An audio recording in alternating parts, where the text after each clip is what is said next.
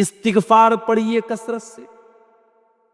کثرت سے اللہ تعالیٰ سے توبہ کیجئے، اپنے گناہوں پر اللہ سے معافی مانگیے، بار بار اللہ کے سامنے اپنے گناہوں کا اقرار کیجئے کہ اے اللہ میں بہت گنہگار ہوں، بہت گناہ کیے ہیں میں نے، اے اللہ تو میرے گناہوں کو معاف کر دے۔ اس کو اردو میں بھی بول سکتے ہیں، اس کو بنگلہ میں بھی بول سکتے ہیں، اور عربی میں بولیں گے تو کیا بولیں گے؟ استغفر اللہ من کل ذنب واتوب الیہ۔ اسی کو استغفار بولتے ہیں، اسی کو توبہ بولتے ہیں۔ اور اللہ کے نبی فرماتے ہیں من لزم الاستغفار، جو بار بار استغفار کرے گا اللہ تعالیٰ ہر تنگی سے نکلنے کا راستہ اس کو دے گا، اور ایسی جگہ سے روزی دے گا وہ سوچ بھی نہیں سکتا۔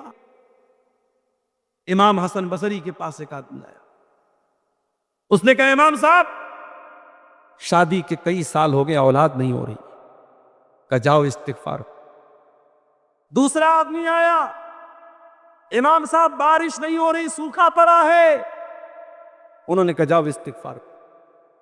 تیسرا آیا، امام صاحب ندی نالے سوکھ گئے، پانی کی بڑی قلت ہو گئی ہے، فرمایا جاؤ استغفار کرو۔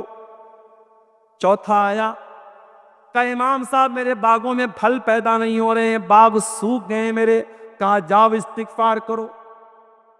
امام حسن بصری کے شاگردوں نے پوچھا امام صاحب کیا بات ہے، ہر آدمی کے سوال کے جواب میں وہی جواب دے رہے ہیں، استغفار کرو استغفار کرو۔ فرمایا میں یہ جواب اپنی طرف سے نہیں دے رہا ہوں، یہ قرآن کا بتایا ہوا جواب ہے، یہ قرآن کا بتایا ہوا نسخہ ہے۔ قرآن کے 29ویں پارے میں اللہ فرماتا ہے، حضرت نوح علیہ السلام اپنی قوم سے کہتے ہیں فَقُلْتُ اسْتَغْفِرُوا رَبَّكُمْ إِنَّهُ كَانَ غَفَّارًا۔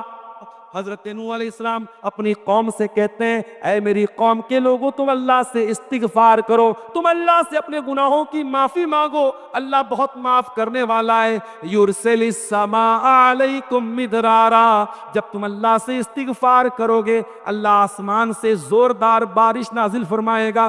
وَيُمْدِدْكُمْ بِأَمْوَالٍ وَبَنِينَ، اور اللہ تم کو مال بھی دے گا اور اولاد بھی دے گا۔ وَيَجْعَلْ لَكُمْ جَنَّاتٍ وَيَجْعَلْ لَكُمْ أَنْهَارًا، اور اللہ تعالیٰ تمہیں باغات بھی دے گا اور اللہ تعالیٰ تمہیں ندیاں اور نہریں بھی دے گا۔ تو یہ دوسرا نسخہ ہے میرے ساتھ، استغفار کیجئے کثرت سے، اللہ آپ کو روزی روٹی میں برکت دے گا۔ روزی روٹی میں برکت حاصل کرنے کا تیسرا طریقہ، نماز کی پابندی کیجئے۔ نماز کا بڑا گہرا تعلق ہے روزی روٹی سے۔ جب آپ پانچوں ٹائم کی نماز کی پابندی کریں گے تو اللہ تعالیٰ آپ سے راضی ہوگا، اور جب اللہ تعالیٰ آپ سے راضی ہوگا تو آپ کو کسی اور کا محتاج نہیں بنائے گا۔ اسی لیے اللہ قرآن میں کہتا ہے وَأَمُرْ أَهْلَكَ بِالصَّلَاةِ وَاسْتَبِرْ عَلَيْهَا، اپنے گھر والوں کو نماز کا حکم دو اور خود بھی نماز کی پابندی کرو۔ لَا نَسْأَلُكَ رِزْقًا، اور اے نماز پڑھنے والے تو یہ مت سمجھنا کہ ہم نماز کے ذریعے تیری روزی روٹی کا نقصان کرنا چاہتے ہیں، ہم تجھ سے روزی نہیں مانگتے، نَحْنُ نَرْزُقُكَ، ہم تو خود تجھ کو روزی دیتے ہیں۔ ہمارا کیا حال ہے؟ دکان کھول کے بیٹھے، اذان ہو رہی ہے حی علی الصلاح کی، ہماری دکان چل رہی ہے، ہم دکان بند کرنے کو تیار نہیں ہیں، ہمارا نقصان ہو جائے۔ ہم بزنس کر رہے ہیں، کسٹمر آ گیا، نماز کو ہم نے کنارے کر دیا، پہلے کسٹمر کو دے۔ نماز اتنی حقیر چیز ہے، اتنی معمولی چیز نہیں میرے ساتھی۔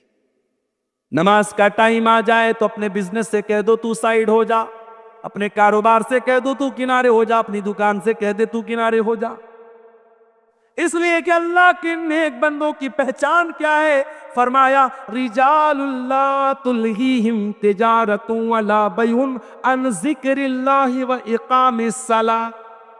اللہ کے نیک بندے کاروبار تو کرتے ہیں، بزنس تو کرتے ہیں، مگر ان کا کاروبار ان کو نماز سے غافل نہیں کرتا، ان کو اللہ کے ذکر سے غافل نہیں کرتا۔ وَإِقَامِ الصَّلَاةِ، وہ نماز بھی قائم کرتے ہیں، وَإِيتَاءِ الزَّکَاۃ، وہ زکوٰۃ بھی دیتے ہیں۔ يَخَافُونَ يَوْمًا تَتَقَلَّبُ فِيهِ الْقُلُوبُ وَالْأَبْصَارُ، اللہ کے نیک بندے قیامت کے دن سے ڈرتے ہیں جس دن آنکھیں اپنی جگہ نہیں رہیں گی اور کلیجے اپنی جگہ نہیں.